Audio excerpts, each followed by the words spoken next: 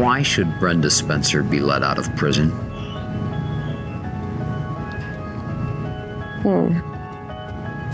21 de febrero de 2025. Otra oportunidad de libertad le fue negada a la infame asesina de San Diego, conocida como Odio los lunes, quien enfrentó por séptima vez a la Junta de Libertad Condicional y no le permitieron salir en libertad. Décadas después, su crimen aún la persigue.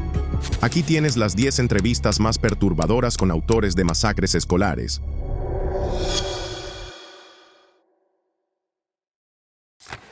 All the kids in school in fear and hide. From the wrath of my power, they will know who I am. I am nothing. I am no one. My life is nothing and meaningless. Does he deem no one attorney? Any name in particular? Okay. All right, well, just relax. You're done talking to me. All right? 14 de febrero de 2018, en la cárcel del condado de Broward, un adolescente se sentó frente al detective John Curcio en una entrevista que se extendió por 11 largas horas. A medida que el detective lo presionaba en busca de respuestas, su estado de ánimo cambiaba constantemente. Pasaba de una tristeza profunda a una calma fría y sin emociones, mostrando una inquietante mirada dentro de la mente de un asesino que parecía más preocupado por su destino que por la devastación que había dejado atrás. Cometió una de las masacres escolares más mortales en la historia de Estados Unidos. Nacido el 24 de septiembre de 1998, Nicholas Cruz tuvo un pasado problemático. Su madre biológica, Brenda Norma Woodard, lo colocó en un orfanato al nacer y se desconoce la identidad de su padre. Fue adoptado por Roger y Linda Cruz, una pareja mayor que falleció antes de que terminara la escuela secundaria. Sin familia directa, Cruz fue de casa en casa entre parientes y conocidos en los meses previos a la tragedia. A pesar de sus problemas de conducta desde preescolar, Cruz participaba en el programa Entrenamiento Militar Juvenil de su escuela y recibió premios por su rendimiento académico. También formaba parte del equipo de rifle de aire comprimido. Sin embargo, sufría de TDAH y trastorno negativista desafiante, ODD, diagnósticos que lo llevaron a cambiar varias veces de escuela. En Stoneman Douglas, su comportamiento era motivo de preocupación desde hacía años. Fue expulsado en 2017 por amenazar a otros estudiantes y los docentes habían sido advertidos sobre él. Incluso se le prohibió llevar mochila por motivos de seguridad. Fully automatic is continuous fire. Okay. And semi-automatic is single fire. So every time you pull the trigger, you only pull once. Okay, so does that mean you have to pull for each time you fire it, or does it do it on its own? So like that. Cruz tenía una fascinación por las armas y en febrero de 2017 compró legalmente un rifle estilo AR-15 junto con otras armas. El 14 de febrero de 2018, en la escuela secundaria Marjorie Stoneman Douglas en Parkland, Florida, alrededor de las 2:19 p.m., Cruz llegó en un Uber con su rifle legalmente adquirido dentro de una bolsa de lona. Vestido con una remera tipo polo con insignias escolares para pasar desapercibido, ingresó al edificio y rápidamente comenzó su ataque. Durante los siguientes 6 minutos, recorrió el edificio 12 disparando más de 100 veces, apuntando a estudiantes y miembros del personal. Mató a 14 estudiantes, 3 empleados y dejó a otros 17 heridos. Holy.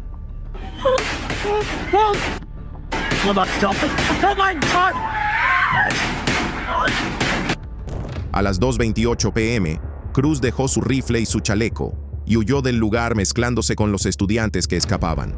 Luego caminó tranquilamente hasta un Walmart cercano, compró una bebida en Subway y más tarde se sentó en un McDonald's, actuando como si nada hubiera pasado.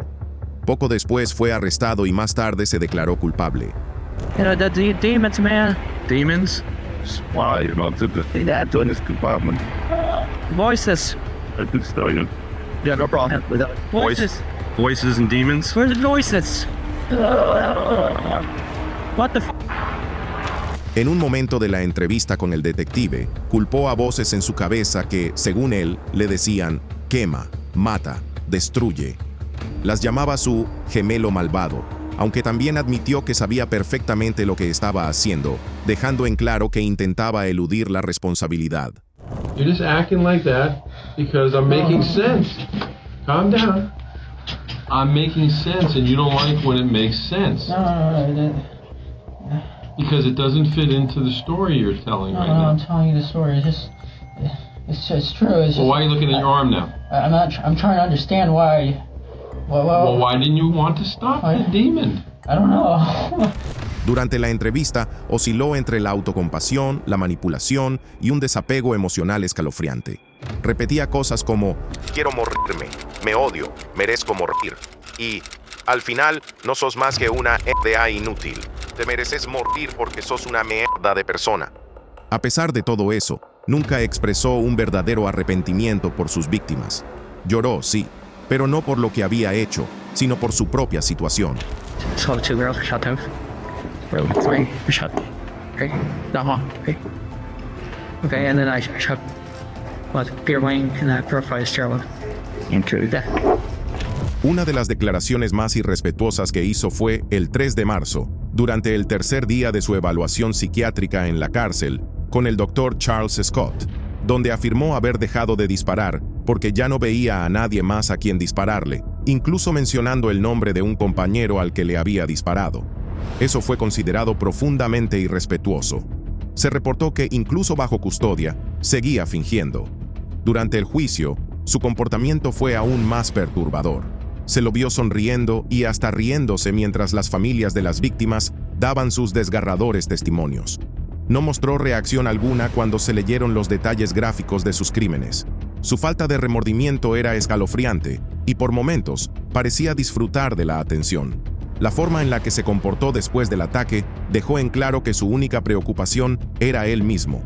Evitó por poco la pena de muerte y fue condenado a cadena perpetua sin posibilidad de libertad condicional en 2022. TJ Lane was captured early Friday morning after escaping an Ohio prison Thursday night. But how did such a notorious killer escape? El 19 de marzo de 2013, durante su sentencia en Chardon, Ohio, T.J. Lane convirtió la sala del tribunal en un espectáculo. Mientras el juez se preparaba para dictar su condena, T.J. Lane se desabrochó la camisa formal con total tranquilidad, revelando una remera blanca con la palabra killer, asesino, garabateada, la misma que había usado al cometer su acto atroz. Nacido el 19 de septiembre de 1994 en Cleveland, Ohio, la vida de T.J. estuvo marcada por problemas desde el comienzo. Sus padres tenían una relación abusiva que terminó en divorcio. Su padre, Thomas Lane Jr., tenía un historial de violencia doméstica, consumo de drogas y múltiples enfrentamientos con la ley, lo que generó un ambiente familiar completamente inestable. Ese caos se reflejó directamente en la conducta de Lane en la escuela.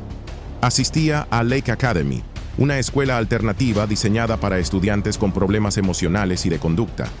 Se sabía que tenía dificultades para establecer relaciones y que se enfrentaba constantemente con otros alumnos. Tanto docentes como compañeros notaban su aislamiento y conducta problemática, pero nunca hubo una intervención seria. El 27 de febrero de 2012, con tan solo 17 años, T.J. Lane ingresó a la cafetería de la escuela secundaria Chardon y, sin mediar palabra, abrió fuego con una pistola calibre 22. El ataque fue tan rápido como devastador. 3 estudiantes murieron y otros 3 quedaron gravemente heridos. Mientras el caos se desataba, los alumnos corrían para salvarse, pero para cuando Lane fue detenido, el daño ya estaba hecho. Durante el interrogatorio, Lane confesó el tiroteo, pero nunca explicó claramente sus motivos. Se mostró tranquilo y sin emociones durante todo el proceso. As soon as TJ Lane walked in, he was executing his plan, taking off his button-down shirt to reveal this. A white t-shirt with the word killer scribbled on it, showing it off with a smug smile on his face. He wore one like it the day of the shootings. Su juicio fue tan perturbador como el crimen en sí. Durante las audiencias, T.J. no mostró el más mínimo remordimiento. Mantuvo su sonrisa burlona incluso mientras las familias de las víctimas hablaban entre lágrimas. Se rió cuando lo llamaron monstruo. Throughout their statements, Lane just smiled, and at one point even raised his middle finger to victims' families. And his statement to the court, just too vulgar to say. Y hasta insultó directamente a los familiares diciendo, La mano que apretó el gatillo que mató a sus hijos ahora se masturba con el recuerdo. Váyanse todos a la mierda. No mostró ninguna emoción de arrepentimiento, y sus respuestas eran breves, frías y arrogantes. Finalmente, se declaró culpable y fue condenado a 3 cadenas perpetuas consecutivas sin posibilidad de libertad condicional. Fue enviado a la prisión Allen Oakwood en Lima, Ohio, donde continuó mostrándose tan despreciativo como siempre. Su sentencia buscaba hacer justicia, pero su total falta de arrepentimiento solo profundizó el dolor de una tragedia ya inconcebible. That child stole my baby's life, and he should never be able to do this to anyone ever again. Thank you. You're really lucky there's so many police in this room right now. You could smile all you want. That's it, that. My family will move on, not you. You have ruined your life, not to mention Adam's. Chocolate up. He even gave you a ride. Nick even gave you a ride from school. He was thinking about inviting you back to that table because he felt sorry for you. I feel sorry for you. Taja Lane fue uno de los asesinos escolares más irrespetuosos y crueles que se recuerdan. Su comportamiento estuvo marcado por la arrogancia, el desprecio y una ausencia total de empatía. Mientras las familias lloraban a sus seres queridos, él se reía, hacía gestos obscenos y mostraba una frialdad absolutamente escalofriante. Su actitud hirió aún más a las víctimas y a toda la comunidad. El 11 de septiembre de 2014, Lane protagonizó una fuga de la prisión junto con otros 2 reclusos. Pese a estar cumpliendo 3 cadenas perpetuas, logró escapar durante 6 horas antes de ser capturado nuevamente por las autoridades. And down the road, I was like, just go back to the house, just go back to the house.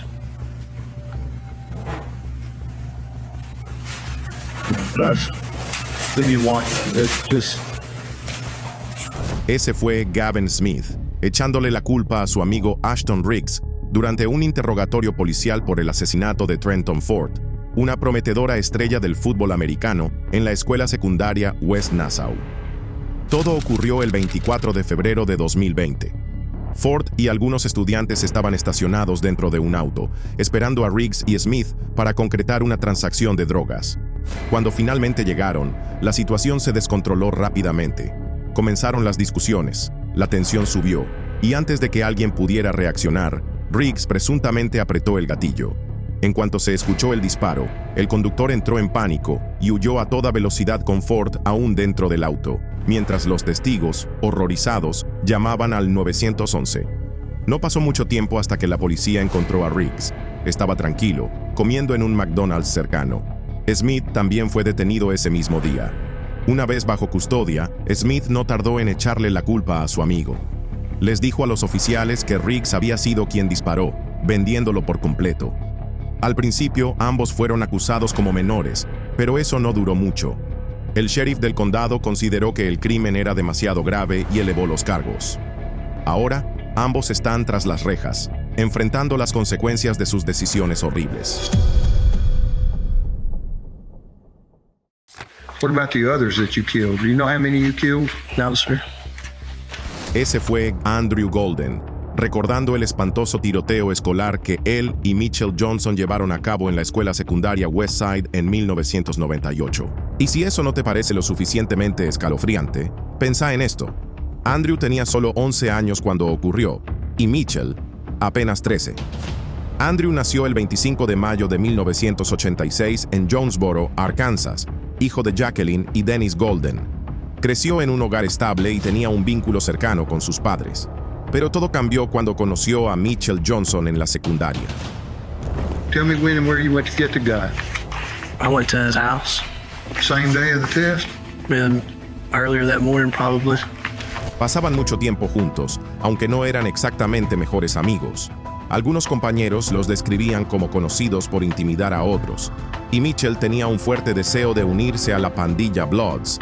Mitchell tenía una reputación preocupante. Amenazó con matar a su exnovia por dejarlo.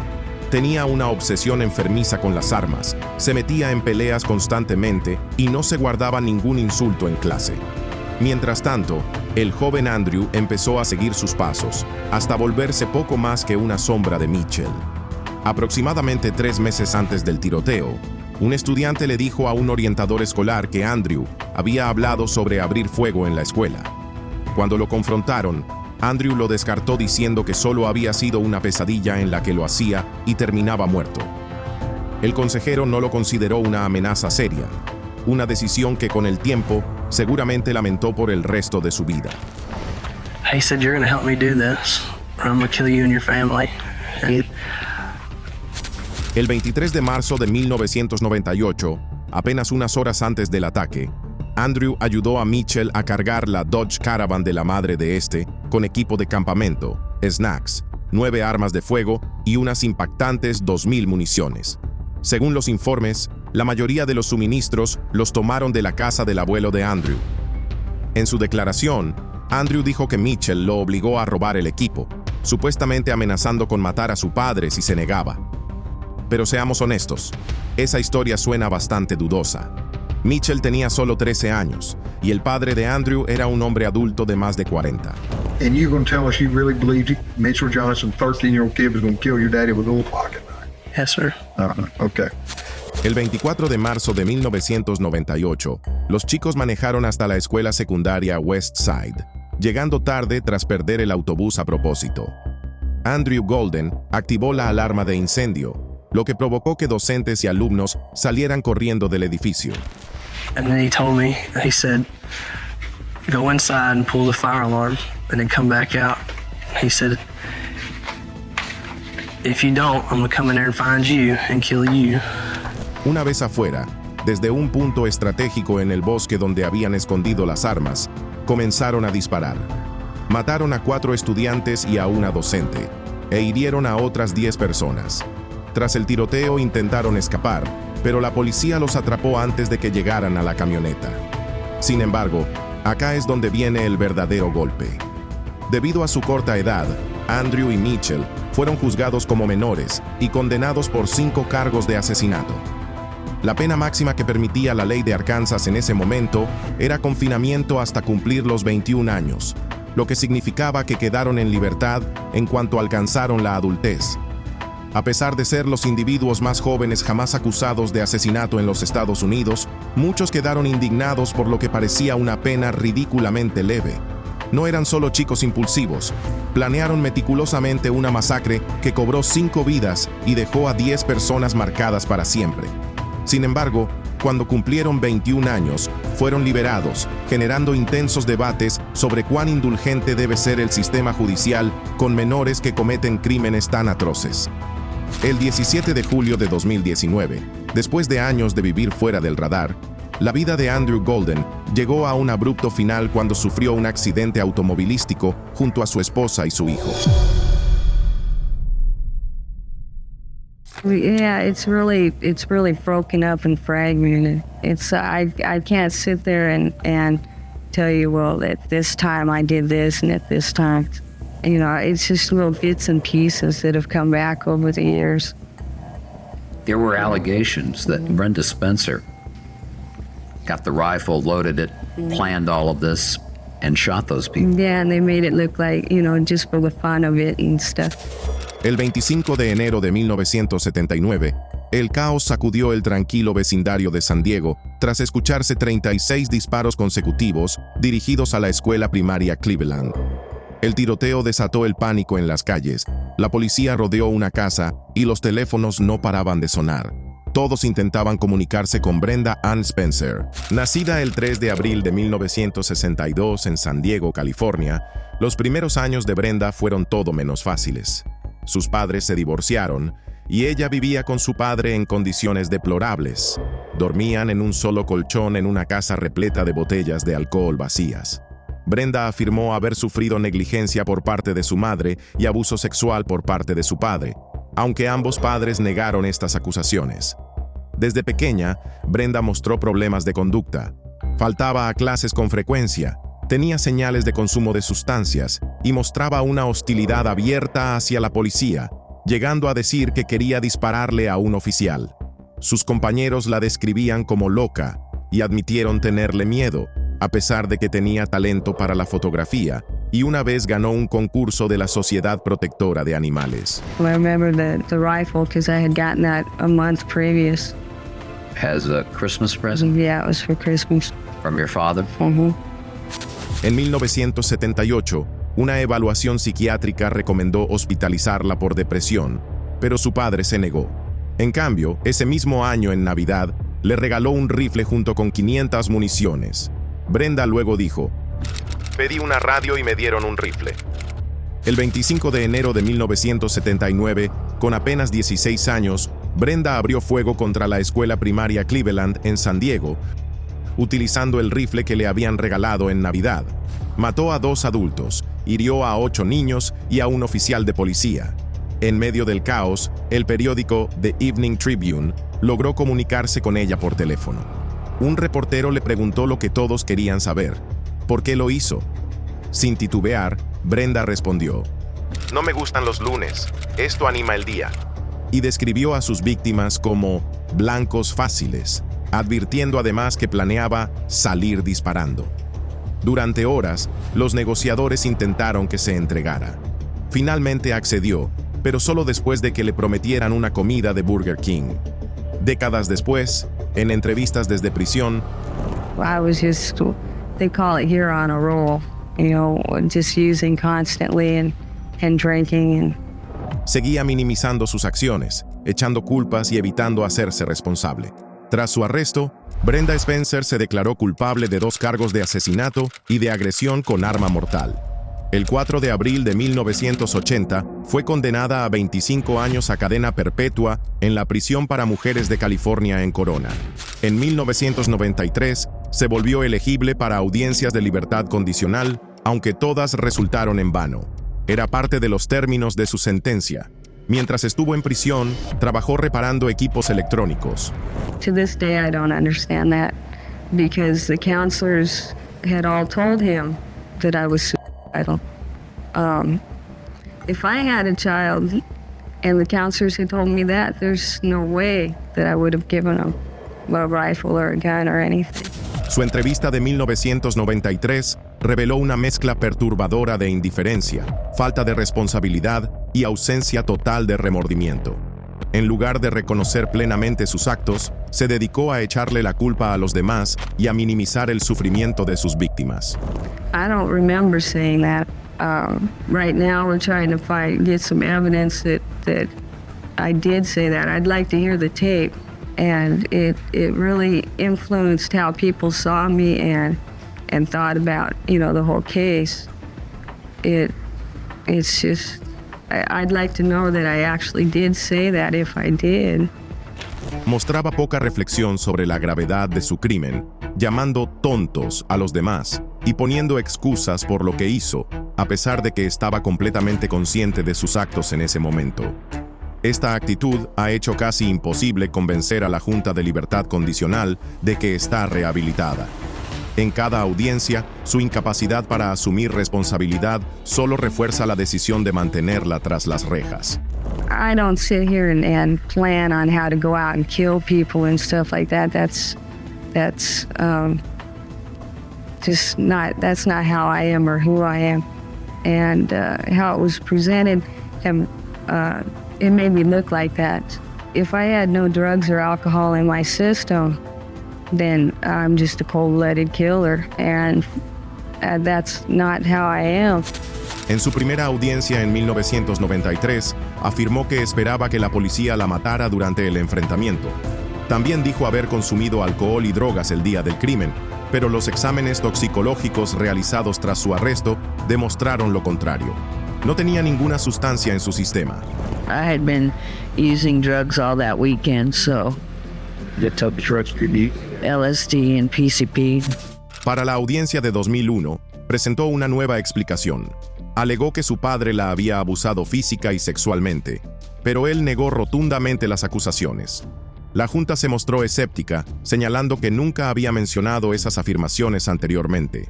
Inicialmente se informó que se había grabado las palabras coraje y orgullo en la piel, pero durante una audiencia aclaró que en realidad decían imperdonada y sola. Sus intentos de obtener la libertad condicional siguieron fracasando. En 2009, la Junta negó su solicitud y dictaminó que tendría que esperar 10 años más. En agosto de 2022, Spencer y la Junta de Libertad Condicional coincidieron en que todavía no estaba lista para ser liberada, postergando su próxima oportunidad 3 años más.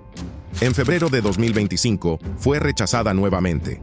Actualmente está recluida en la prisión para mujeres de California en Chino. Su próxima oportunidad de libertad no llegará hasta 2028. What do you think the community perception of you is, Mr. Cornell? That I'm a monster. La mañana del 1 de diciembre de 1997, el horror terminó tan repentinamente como había comenzado, cuando Michael Carneal dejó caer el arma justo cuando el director de la escuela, Bill Bond, corrió hacia él. Carneal pronunció unas palabras que perseguirían a los sobrevivientes. «Mátenme, por favor. No puedo creer lo que hice». Todo había comenzado como un día cualquiera en la escuela secundaria Heath High School, en West Paducah, Kentucky. Los estudiantes se reunían en el vestíbulo antes de clase, algunos conversaban, otros seguían con su rutina matutina.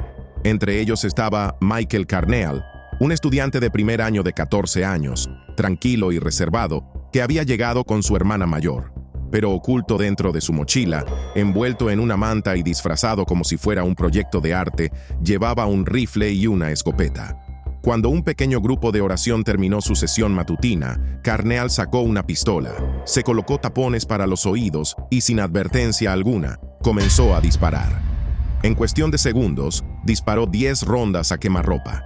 3 chicas adolescentes perdieron la vida y otras 5 personas resultaron heridas. Una quedó paralizada de forma permanente. Tras su arresto, Carneal confesó de inmediato, sin dar una explicación clara. Habló de la influencia de los medios violentos y mencionó haber sido acosado, aunque admitió que el bullying no había sido grave. Sus diarios personales y declaraciones posteriores retrataban a un adolescente perturbado que se sentía aislado y no querido. Les había dicho a sus compañeros, «Algo grande va a pasar el lunes», pero nadie lo tomó en serio. Semanas antes del ataque, había robado armas de su propia casa y de la casa de un vecino, acumulando un arsenal en secreto. Durante el juicio, la defensa argumentó que Carneal padecía una enfermedad mental severa, afirmando que escuchaba voces que le ordenaban cometer actos violentos. Aunque más tarde expresó arrepentimiento, las víctimas y sus familias no le creyeron. Muchos consideraban que sus disculpas eran vacías, que su crimen había sido calculado, no un acto impulsivo de alguien fuera de control. A diferencia de otros tiradores escolares que se burlan de sus víctimas, Carneal no se mofó. No sonrió en la corte ni insultó a las familias dolientes. Pero lo que más inquietó fue su afirmación de que seguía oyendo voces, incluso años después. En una rara entrevista, cuando se le preguntó si aún escuchaba esas voces, Carneal admitió, «Sí, todavía las escucho». La confesión heló la sangre de muchos, despertando temores sobre si alguna vez podría ser realmente rehabilitado. Carneal fue condenado a cadena perpetua con posibilidad de libertad condicional después de 25 años. En septiembre de 2022, se presentó ante la Junta de Libertad Condicional, donde volvió a expresar remordimiento, diciendo que deseaba poder revertir lo que hizo. Sin embargo, los sobrevivientes y las familias de las víctimas rogaron al panel que le negara la libertad, creyendo que aún representaba un peligro para la sociedad. La libertad condicional fue negada. Michael Carneal sigue encarcelado, cumpliendo una condena perpetua por un crimen que aún permanece grabado en la memoria de quienes sobrevivieron aquella trágica mañana.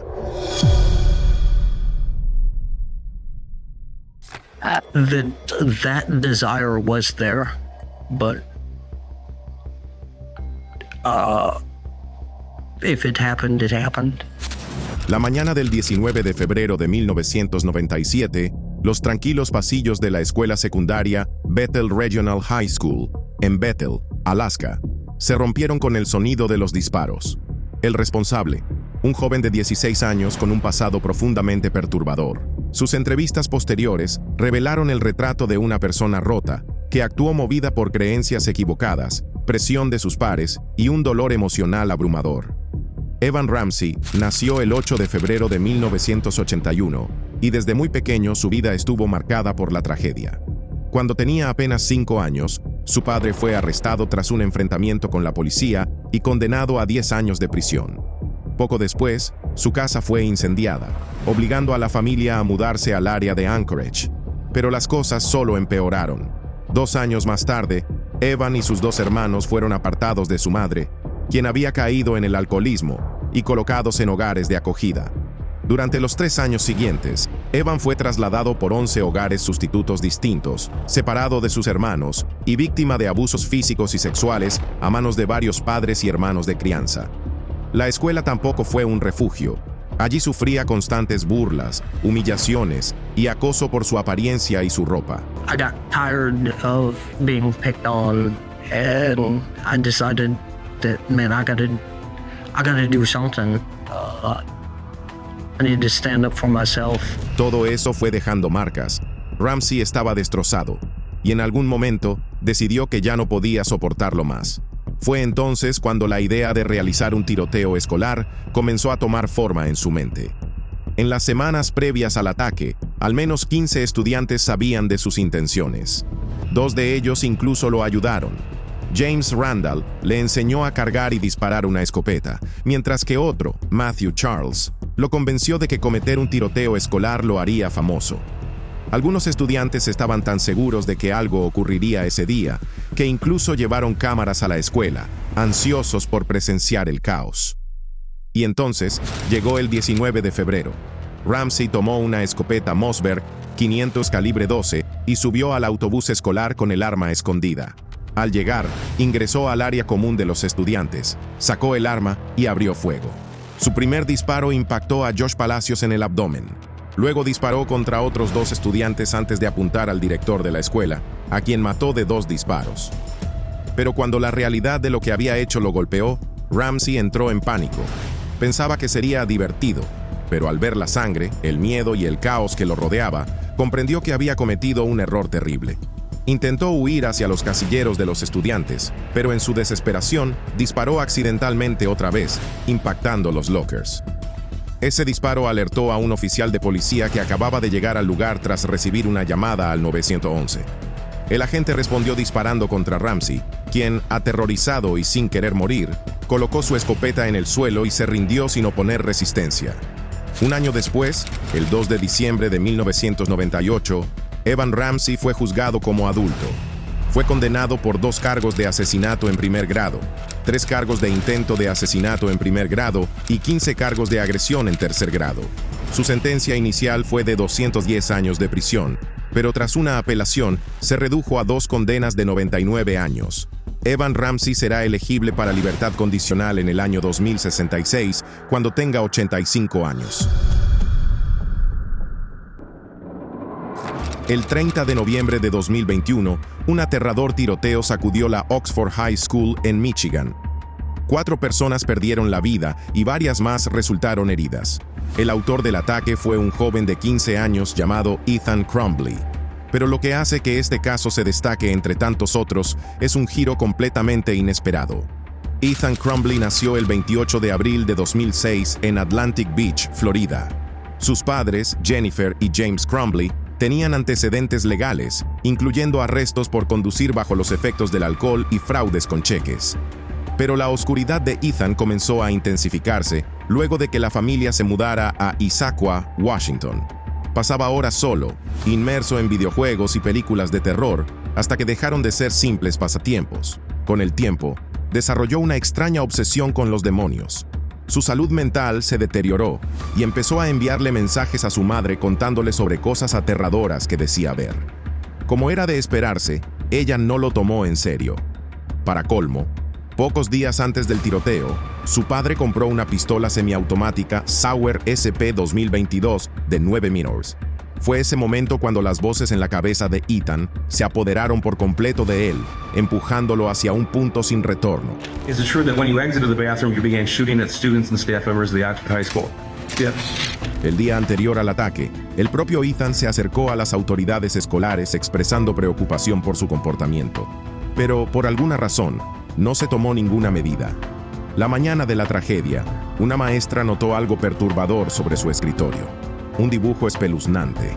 En él se veía una pistola semiautomática apuntando hacia unas palabras escritas a mano. Los pensamientos no se detienen. Ayúdenme. Al lado, otra frase aún más inquietante. El mundo está muerto. La maestra fotografió el dibujo y lo reportó de inmediato. Pero lo más aterrador es que, para ese entonces, Ethan ya tenía el arma con él, escondida dentro de su mochila. Ese mismo día sus padres fueron convocados a la escuela después de que el consejero lo derivara debido al dibujo. El personal les sugirió que se lo llevaran a casa y buscaran ayuda profesional urgente, pero ellos se negaron y exigieron que Ethan permaneciera en clases. Y fue en ese instante cuando todo se torció sin retorno. Pocas horas después, Ethan fue al baño, sacó la pistola de su mochila y salió con intención de matar. Abrió fuego en un pasillo lleno de estudiantes que corrían desesperados. Luego irrumpió en las aulas, disparando a quienes no tenían dónde esconderse. Cuando el horror terminó, 4 estudiantes estaban muertos y 7 personas, entre ellas un docente, habían sido heridas. Ethan fue desarmado y arrestado, pero lo más impactante llegó después. Al revisar su teléfono, la policía encontró un mensaje de texto de su madre que decía: Ethan, no lo hagas. 10 minutos después, su padre llamó a la policía para reportar que su arma había desaparecido. Actualmente, ambos padres enfrentan cargos por homicidio involuntario por no haber asegurado adecuadamente el arma que su hijo usó. Ethan, por su parte, fue imputado como adulto con 24 cargos, incluyendo asesinato y terrorismo.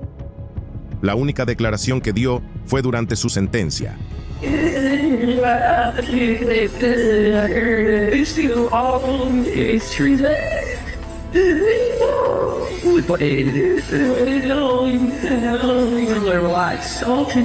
El 9 de diciembre de 2023 fue condenado a cadena perpetua sin posibilidad de libertad condicional. Someone who's saying, God, why didn't you stop it? And that's exactly how psychosis works. Antes de escuchar su condena, se paró frente al tribunal y dijo: cualquier sentencia que las víctimas pidan, les pido que me la impongan. Aseguró estar verdaderamente arrepentido. El 28 de abril de 2024, al cumplir 18 años, fue trasladado a la prisión de Oaks en Manistee, Michigan, donde pasará el resto de su vida.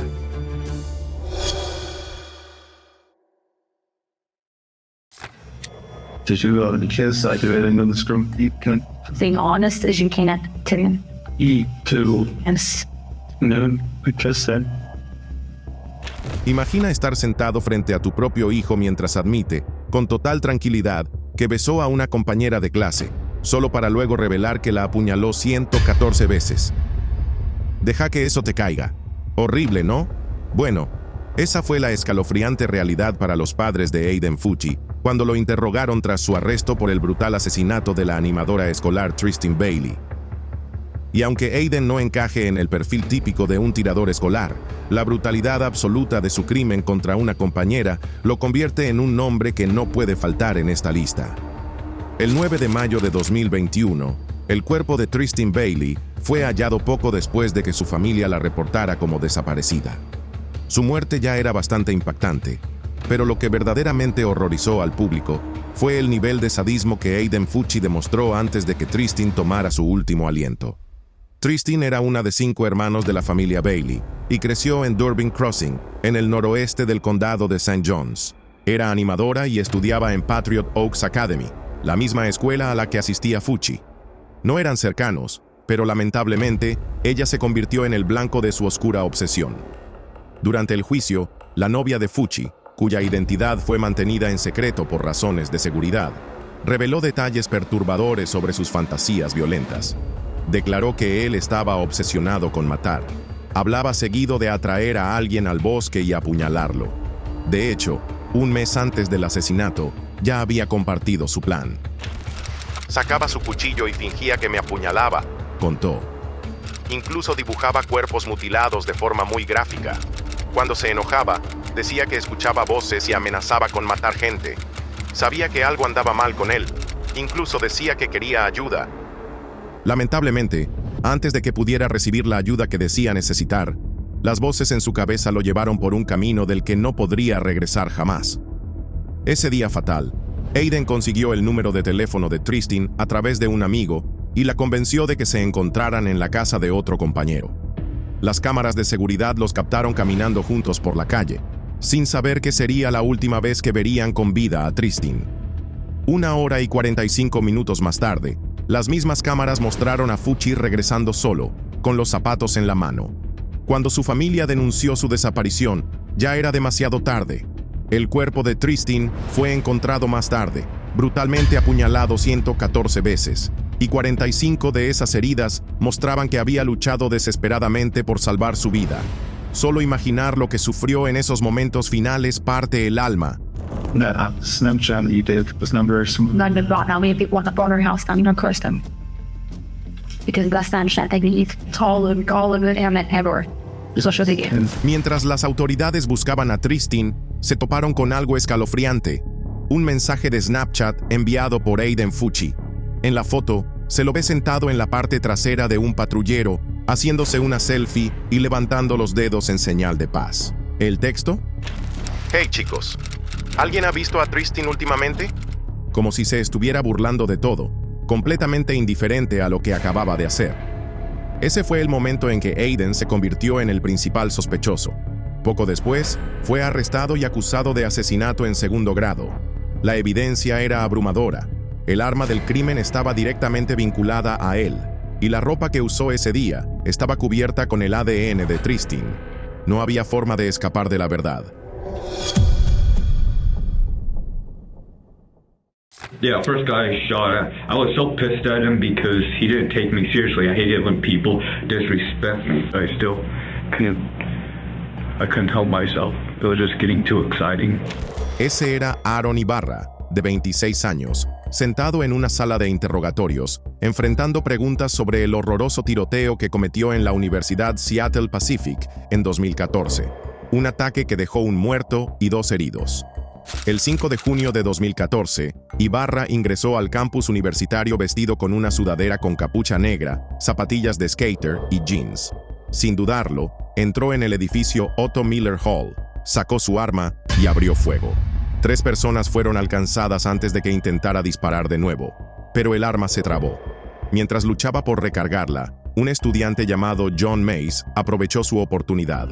Lo roció con gas pimienta, lo derribó y logró desarmarlo, pero el daño ya estaba hecho. Una de las víctimas, Paul Lee, de 19 años, fue trasladado al hospital en estado crítico, pero lamentablemente no sobrevivió. Otra víctima, Sarah Williams, de 20 años, tuvo que someterse a una cirugía de emergencia que duró 5 horas. Thomas Fowler Jr., de 24 años, logró sobrevivir a sus heridas. Someone threw off a routine or someone took something from me that I needed. There had to be a price to pay. Aaron tal vez luchaba contra demonios internos, pero en apariencia era solo otro tipo intentando salir adelante. Sus antecedentes con la ley eran menores, cosas como conducir bajo los efectos del alcohol y no tener seguro, nada que indicara que fuera capaz de semejante violencia. Poco antes del tiroteo, había conseguido trabajo en un minimercado local donde embolsaba productos y mantenía el lugar ordenado. Debido a sus dificultades con la lectura, era un trabajo que le venía bien y hasta tomaba turnos extra para llegar a fin de mes. Fuera del trabajo, le apasionaba escribir, pasaba el tiempo redactando guiones y novelas. A simple vista, parecía una persona tranquila y común, pero por dentro, su mundo se estaba desmoronando rápidamente. These dark feelings made me go from Christianity to admiring sadism. And that's when the hate started feeling really good, because I felt that God betrayed me. Durante el interrogatorio, Aaron confesó verdades inquietantes, cómo se había sentido abandonado por sus padres al crecer, y cómo, poco a poco, la oscuridad dentro suyo tomó el control. Lo que ocurrió ese día en la universidad fue algo espantoso e incomprensible. Un estudiante que presenció todo relató el momento con estas palabras. Escuché un estallido fuerte. Al principio pensé que era parte de un experimento de química. Mi profesor también lo creyó. Pero cuando pegué la oreja a la puerta escuché gritos. Ahí me di cuenta. No era un experimento, era un disparo. Teníamos que encerrarnos. En febrero de 2017, Aaron fue condenado oficialmente a 112 años de prisión. De pie en la corte por última vez, compartió unas últimas palabras. Llegué a entender que el daño que causé va mucho más allá de las víctimas. He lastimado a toda una comunidad, quizás incluso al mundo. Dejé a muchísima gente con dolor, y si pudiera deshacerlo, lo haría. Pero no puedo. Todo lo que puedo decir es, lo siento, mundo.